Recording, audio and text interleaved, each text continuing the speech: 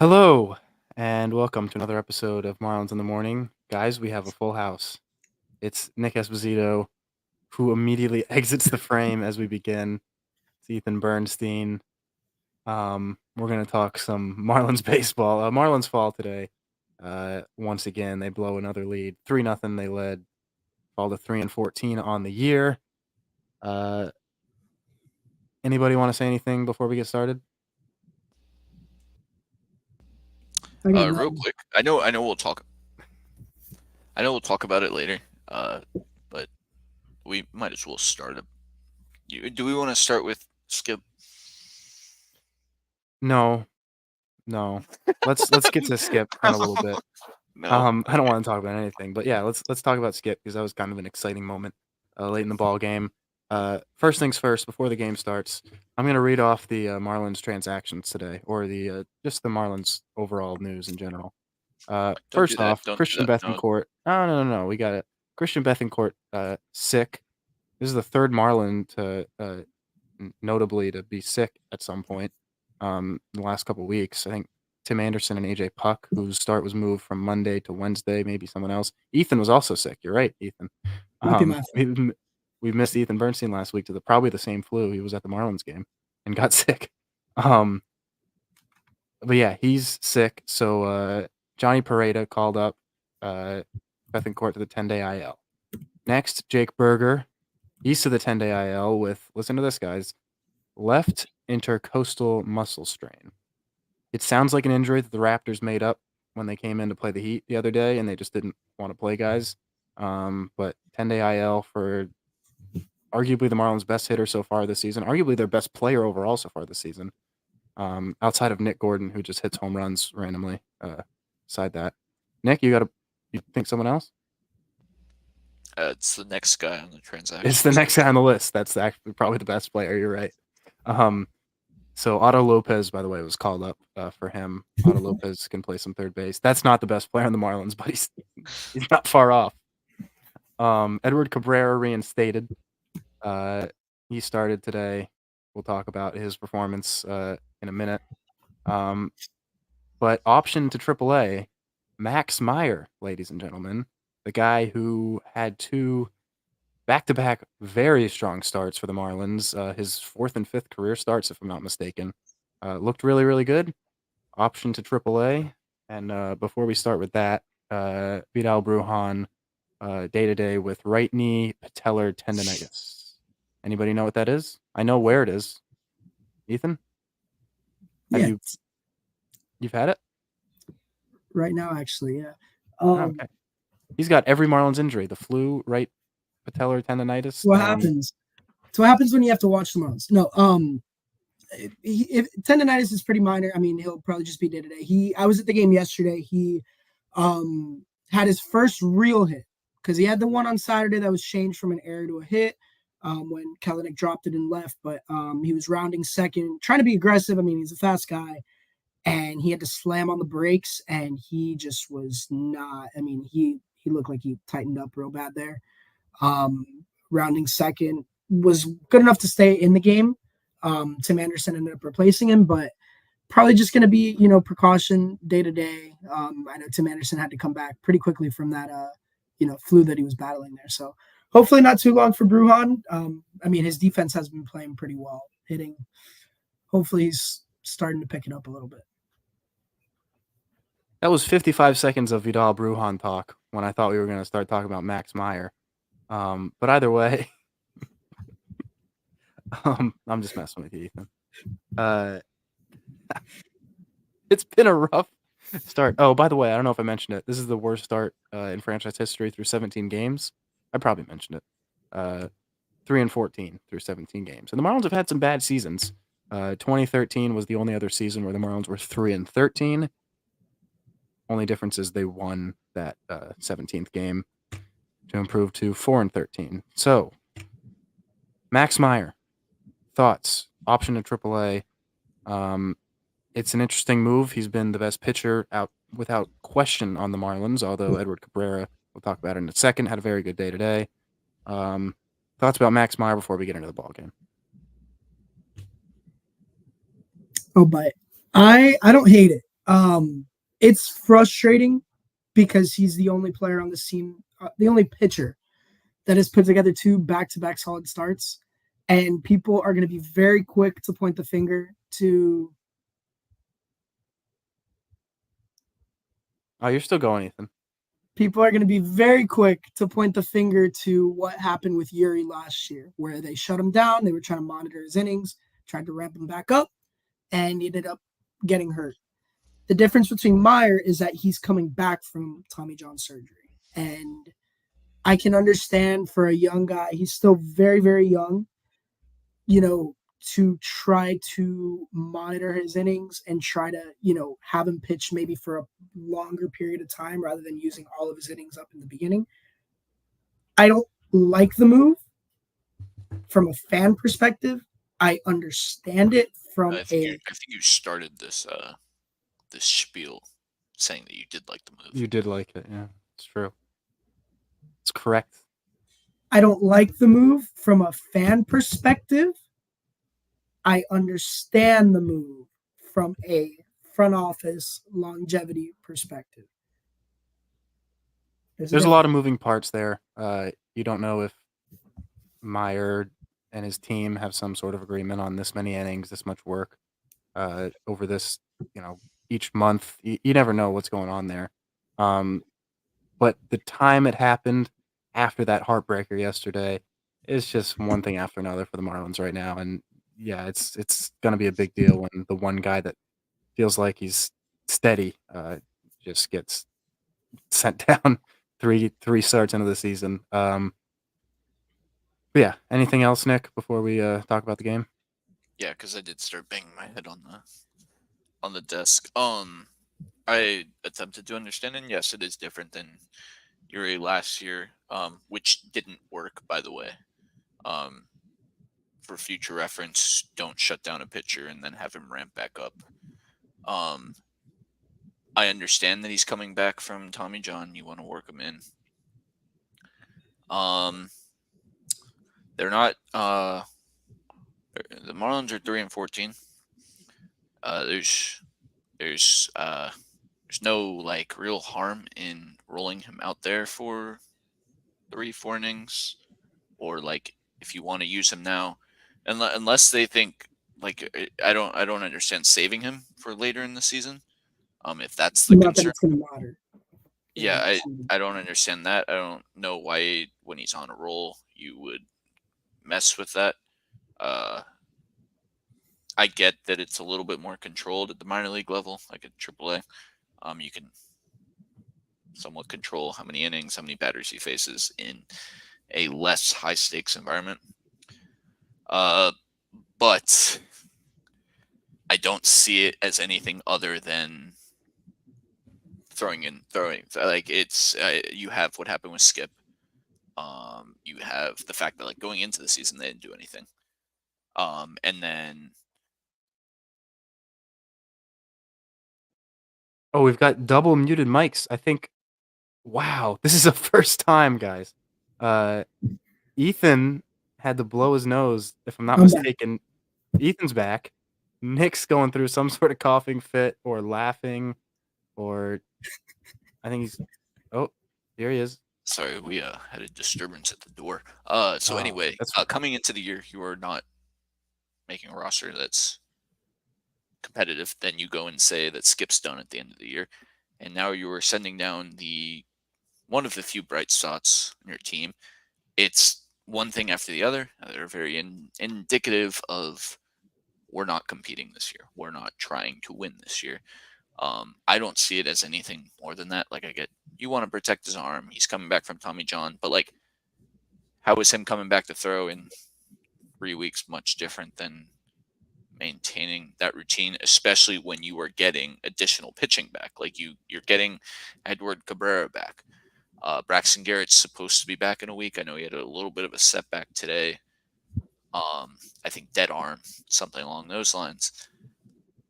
I don't understand it. I don't see it as anything other than we're not competing this year. Maybe a little bit of service time manipulation. I know there's, given the timing of it, there's a little bit like they get the extra year of control. I don't see it as anything other than that.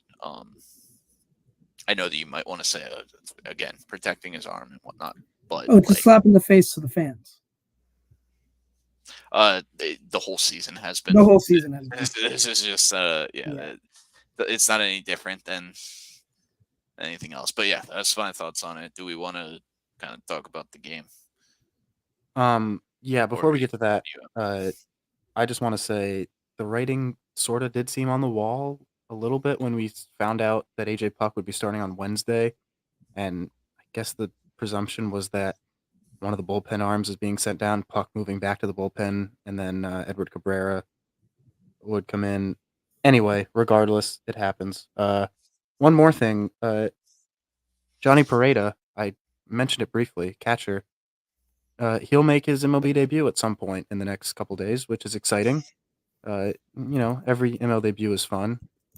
He almost made it in today. I think, in the ninth inning, Nick Fortes pinch hit and Jesus Sanchez pinch hits for Nick Fortes, and we almost got to see an MLB debut today. So that would have been cool, but we didn't, and the Marlins lost, and it wasn't fun. But anyway, speaking of that Marlins game, don't want to do our full real quick, in-depth recap. It's very annoying that this is the year that the Marlins decided to not be good. I mean, you look at the standings and you have Braves, yes, at the top of the division, but they just lost Strider. Phillies starting out not too hot, just game over 500. The Mets at 500 turned it on as of late, but a much more workable division compared to recent years. That just adds to the. You say they chose this year as if it's a 1 year dip that the Marlins are taking. I also don't think this was the plan pre-Sandy getting Tommy John, and then obviously Yuri wasn't supposed to get injured and kind of just happened, but that was after.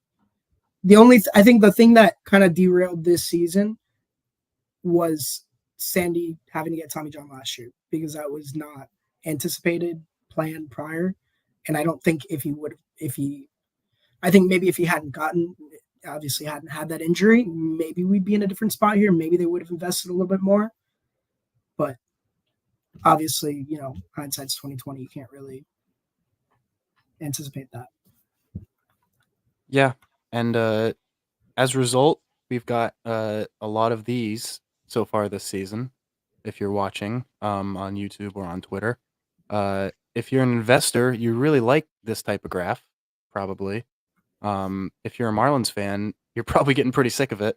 I couldn't tell you how many times we've seen the Marlins with a greater than 85% chance to win throughout the season. It's got to be at least 4, 5, 6 at this point. And the Marlins have managed to blow those leads. 3-0 today, entering the I guess it was 3-1 after the fourth inning. The Giants get one. It was entering the seventh. It was 3-1. The seventh, yeah. Yeah. Yeah, because Edward Cabrera, phenomenal. I mean, the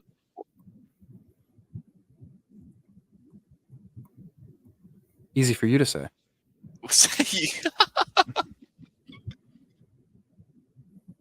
No, that's it. All right. Yeah, Edward Cabrera had a good performance. Next, I mean, this is an even worse start for us, I think, than the Marlins have had in the season. So, okay, Edward Cabrera in a much needed, strong start for the Fish. Sorry, a video started playing on the MLB homepage, and I thought that it was you playing background audio. It was in fact the Wilmer Flores go-ahead single. So Edward Cabrera goes 6, 10 Ks, only 1 earned run, only 1 walk. Very, very strong start. 5 hits, 91 pitches. His ERA on the season 1.5, and then George Soriano takes over. He winds up with the loss on the game. Only recorded 2 outs, all 3 runs charged to him, and then Nardi took over, recorded the last out in the 7th, did surrender the last of Soriano's runs, and then Hoeing went 2 clean innings, 2 Ks, 1 walk. So nice bookends, pitching wise for the Fish. Soriano, I know I've seen a couple times that Soriano should be in when it's an 8-1 ball game, as opposed to a 3-1 ball game.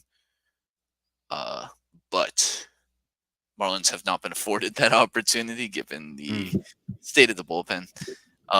So yes, another blown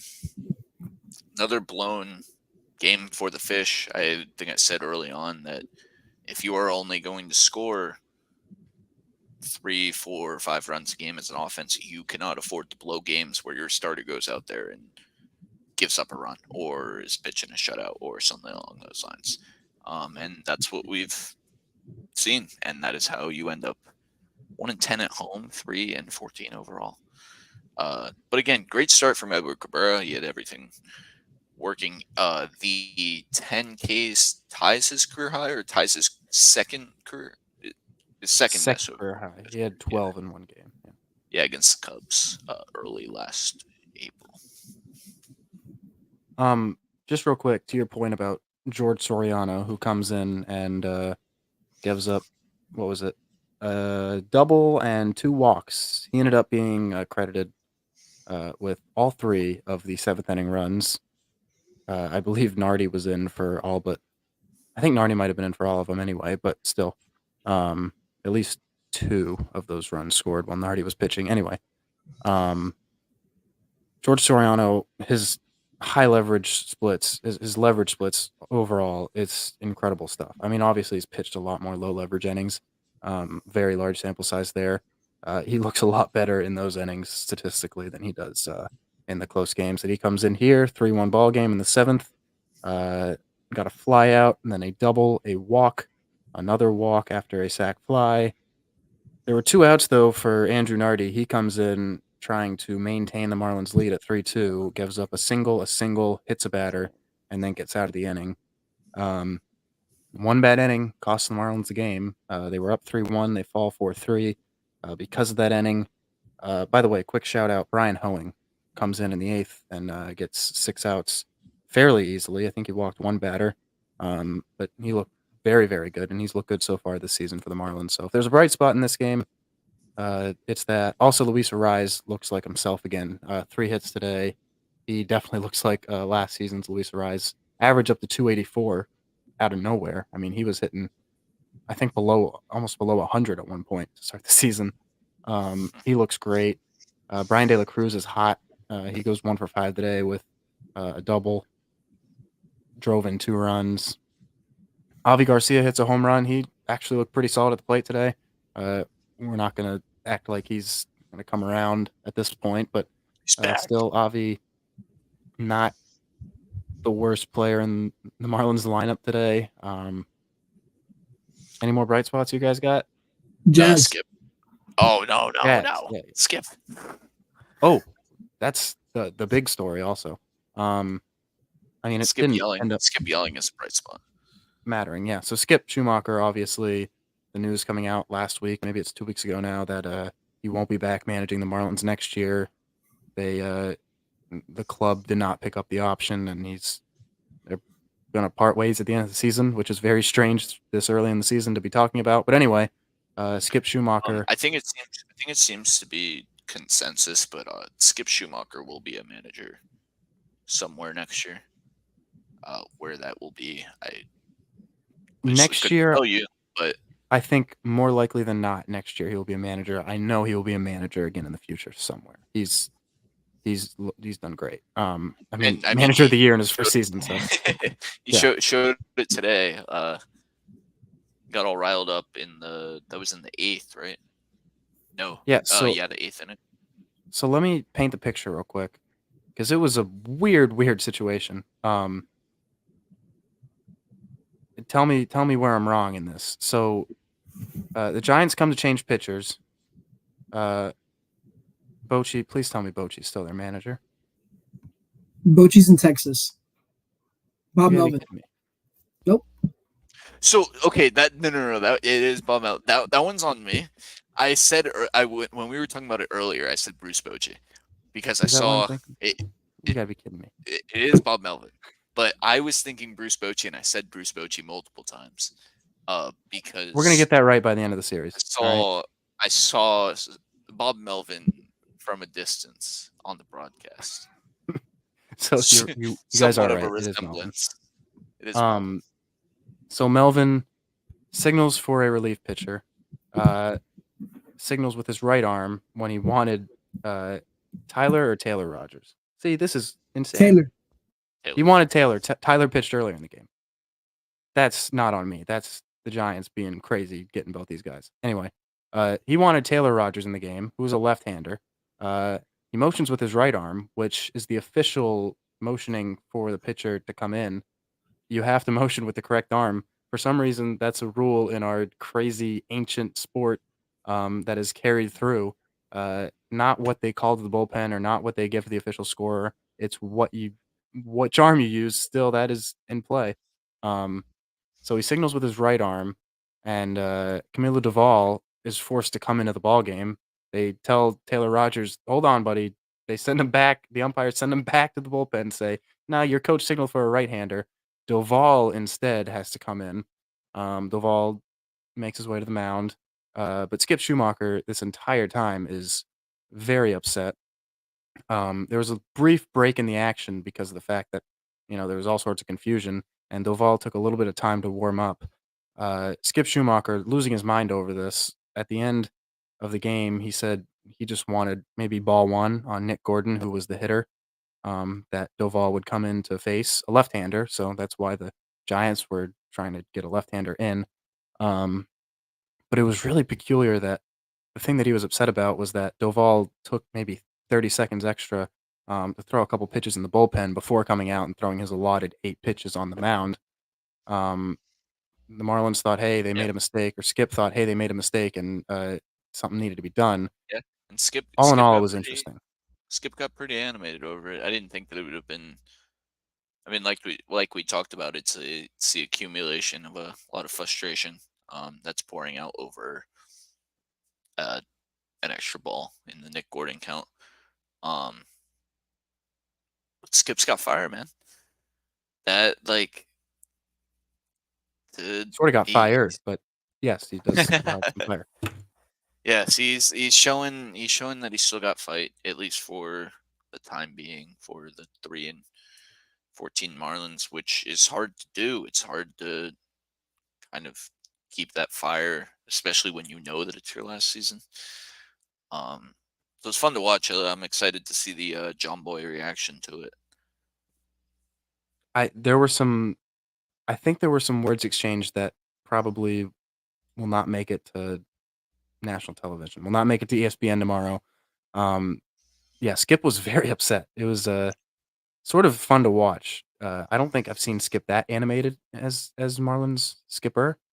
But yeah, that was something notable that happened in a Marlins game. It was fun. Didn't energize the team in a way that got them a win tonight. Maybe that sort of changes things, changes the mood in the clubhouse. Maybe the guys are in there making fun. Maybe they loosen up a little bit. Something, a lot of times when guys get ejected, it's intentional and it's in this sort of manner. But looking back at why he was upset that he wanted maybe a ball one on Nick Gordon, which in that moment, the Marlins did have Jazz on first base. At the time, yeah, a ball would have been nice in a one-run ball game, but it was sort of a funny thing now that we found out what he was actually upset about. Going back to that clip and seeing just how upset Skip was pretty funny. Before we finish, any more comments about the games? The game, the one game. Just tomorrow. We're gonna get on tomorrow because that's what baseball is. There's always another game tomorrow. Marlins are 3-14. We say this every time. I just want to make it clear. Things are probably gonna get better. The Marlins are gonna find their way. Almost won the series against the Braves this weekend. This team will not finish with whatever pace 3-14 pace is in 162 games. They're gonna be, they're gonna find their way. They're gonna have a nice little winning streak at some point in the season. Maybe it won't be more than 4 games or 3 games, but things are going to get better from here. Before You know what? Let's talk about tomorrow's game. Nick, you got It's you about got that it's about covered? 30. It's about 35 games.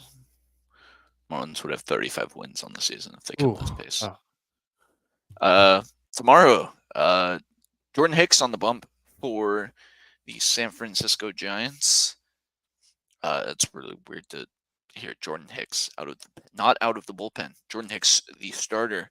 He's 2-0 in the year with an ERA of 1/18 innings. Ryan Weathers, left-hander, going for the Fish, 1-1 with a 2.57 ERA over 14 innings of work.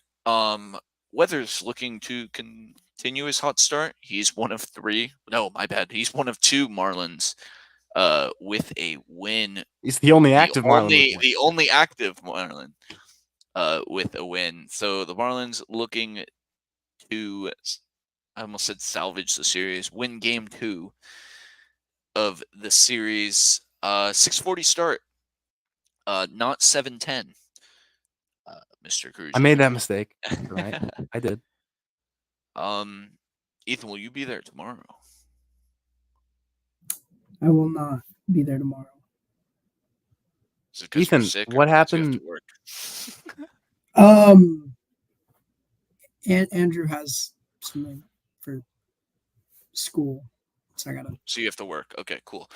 So 3-14 Fish, 1-10 at home take on the 7-10 San Francisco Giants. 6:40 start. Ethan, what happened last time Jordan Hicks played the Marlins? Last time Jordan Hicks played the Marlins, he was still a member of the Cardinals, and I do believe it was it last year or was it 2 years ago? It had to be last year. It was I magical. think it was last year because the Marlins had some very good luck. It was last year because we watched it. We did, yes. He came in, I believe it was late in the 9th inning, and they just forgot how to play defense, and the Marlins ended up winning that game. I think there was a grounder to the pitcher, and he threw it away down the right field line or something like that. So hopefully, Jordan Hicks just has some bad memories of playing at Lone Depot Park, and Marlins can string together some hits, attack the pitcher, drive up the pitch count. They haven't been able to do that recently. So, if they can do that, hopefully they'll be in for a nice bounce back game. But I don't know. Yeah. I got nothing else. I just want to give one more shout out. We should all little round of applause for Edward Cabrera. We don't have to because I've heard Ethan's mic when he makes any sort of noises, but a verbal round of applause for Edward Cabrera, who had a great return start. 6 innings, 5 hits, 1 run, only 1 walk. That was the big one. He's a lot of first pitch strikes. They belabored the point on the broadcast, probably, but a lot of first pitch strikes, 10 strikeouts. Awesome stuff for Edward Cabrera. Little on this day in Marlins history. It's a fun one. It's a good one today. It's positive. We ready? We good for on this day? I like a little like a little hurrah. Go for it. All right, that works. On this day in 2012, the Marlins hit the first home run at then Marlins Park, now Lone Depot Park. First time the left center display was used, which is awesome. Wait a minute. Wait. How many games into the season was this? That season started a little later. I think it was like a week into the year. And we had like one home game. Marlins had that first game against the Cardinals, and then they went on the road. I believe that game was against the Astros, right? That game was against the Astros. Also, I was at that game. Who hit the first home run? Little trivia. First home run at Marlins Park, visiting player, JD Martinez. No. Well, no, home player. We're talking about the thing being lit up here. First Marlins home run, sorry. Jose Reyes. It was not Jose Reyes. It was an infielder. It was Omar Infante. Omar Infante, the first home run at then Marlins Park. Hanley, hold on. Hanley did have a little point in this. Don't you look up anything, Ethan. Anibal Sanchez hit the first triple in the Park's history on this day, April 15th, 2012. Crazy. 12 years ago, Anibal Sanchez, his first career extra base hit was a triple, first ever triple at Marlins Park, now Lone Depot Park. And the Marlins won in 11 innings, 5-4. They took down the Astros. Hanley Ramirez had a walk-off hit. Pretty good. Nice. That's pretty good for a last on thing. this This day, isn't right? Marlins related. This is baseball related. So Kyle, yesterday I asked you if you score games in pencil or in pen, and you said pencil, correct? I do it in pencil. Uh-huh. Yeah. You erase your mistakes. I don't like where this is going, but yes, when I make mistakes, I erase them. So okay. No, it's not really going anywhere. It's just I do it in pen. It adds a little bit of a, you can't make a mistake to the Here's okay, to the but corner. I sort of believed in that theory until a couple years ago. This is good baseball talk here. I like this. I believed in that theory, and then they came out with this stupid little thing called replay. And I mean, I put a stolen base down, and then the guy gets called out 3 minutes later. Am I supposed to wait until they review, like wait until the next pitch every time in case something gets reviewed? It's a tough. Yes. I don't know. I like my It's pencil. called scorer's discretion. I'm also making little notes on the side, and I have bad handwriting, so if I put a little sack somewhere, it's tough to see sometimes. Sack fly is just it's very difficult, but it So is funny how you have a do you style. put do you put sack fly or do you put sack F8 or something like that? I circle whenever there's a fly out or a line out. Some people do L8 or something. I always, even if it's like a line out to first, I just circle number 3. That's always been the way I've done it. I started scoring when I was like 4. I What do you mean scored. you circle number 3? Or are you I saying it's I late? put a Oh, yeah. I know what you mean. I Yeah, mark on the field where it happened too. So like if a yeah. center fielder moves a little to the right, I put the 8 and I circle it wherever he was sort of on the field because I have a little emoticon of the field. Mm-hmm. Okay, and then the last thing, how do you change pitchers? How do I change pitchers? I have a little. Vertical line and a horizontal line for like marking if it's mid inning or if it's between innings. I do so whenever I change innings, I draw a line underneath the last batter and above the next batter in the next inning. And So I whenever do a there's a pitching little. change, Let me find it. Give me 1 second. so I'll explain this to Ethan because Nick's walking away. We're about to wrap this thing up. So I just put a line directly under the batter that just hit. If a guy gets pulled in the middle of an at bat, I have to like make a separate note on the side because I've got no. So I don't know if you can see this, but you see the Hold on. lines. Let's get you big screen here. So you see the lines. I cannot Those are see the show lines, and but no, I'm sure people can. the squiggly lines. Okay. Yep. Yeah, those are like at bat, like squares not used in the inning, so like the end of an inning and all that. And you see how there's a vertical line right here. Well, this is quality content. That's pitcher changing between innings. That's good. You know what? I think we should do a baseball scores segment at the end of every episode. I think that could be Yeah, our new except thing. I don't know if Ethan scores games. And that might be the last question anyone ever has about scoring games also. There's always some interesting things that come. Like today there was there wasn't that there were some caught stealings. Like how do you score a caught stealing when a guy gets picked off? Do you call it a put out or caught stealing or there was like a 1-6. There's a 1-3-6. Yeah, so I had put a out or fun something? one. I had a fun one. Where is it? Yesterday. Oh, I gotta find it. Oh, this is such good content. This is great. I This is don't know great if for I the can listeners. find it. Oh, so it was during the Gator game. So Caglione's stealing home, or he's going home. Ground ball to second, right? Second baseman shoots home. Cags is coming home from third. Shoots home. Cags stops. Goes back up the third base line. The catcher goes after him, misses the tag, tosses it back to the pitcher who's covering home. So it's a 4-2-1 put out. It's great. That's a rare one. It's a little marking at the bottom of the box. That's actually so I can show that one more time. You can see the box right here. Oh wait, hold on. There's a lot going on in that little box. Hit by pitch. It's a fun box. Hit by pitch, a balk, a wild pitch, and then the 4-2-1 put out. One of my favorite things that I've picked up over the years, and I learned this from a friend of mine that I go to school with now. Highlight the runs. Always got to highlight the runs. And maybe, strikeouts are easy to find because they're big K, but I get a little highlighter and I color in the runs. It changes Oh everything. yeah, I fill in the boxes. You scratch it in, but you get a highlighter to really there's 3 runs in that inning. It makes, because this is you lay it out. It's telling a story. A scorebook tells a story, Nicholas. Indeed Am I right, does. Ethan? Indeed it does. Yeah, Oh, and tells- then tells a this story. is the last time that I'll show. But if you look right here, This is unbelievable. there's a little That's a lot of mistake there. scribbles. There's a little mistake. I believe it was a fielder's choice. That's what it looks like. It was a fielder's choice. But I was putting a 4-3 put out. When the runner, the batter was not out. He advanced to first on a fielder's choice.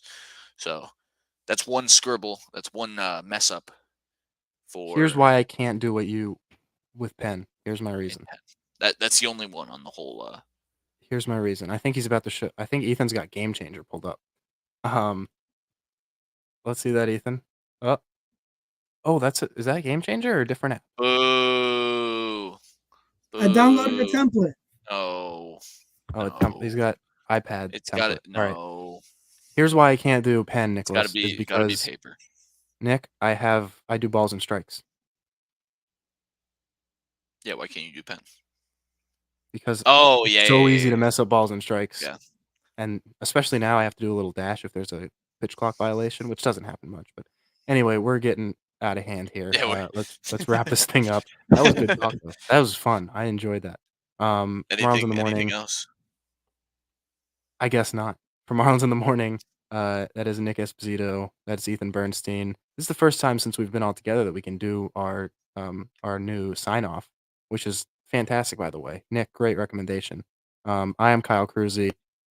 Go watch the Miami Heat. Pick a team. Watch Panthers. Go watch FSU baseball.